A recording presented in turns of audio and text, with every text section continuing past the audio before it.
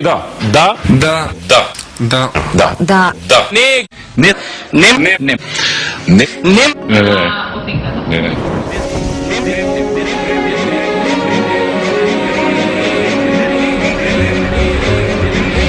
Бранко Црвенковски во изминатите неколку години се обиде да ја спречи секоја реформа за поквалитетен живот. Застана против намалување на даноците, против правото на парична поддршка за трето дете во општините со намален наталитет, против легализација на дивоградбите и уште стотици други реформи кои се носат за да го подобрат животот на нашиот народ. Затоа изборот никогаш не бил поедноставен.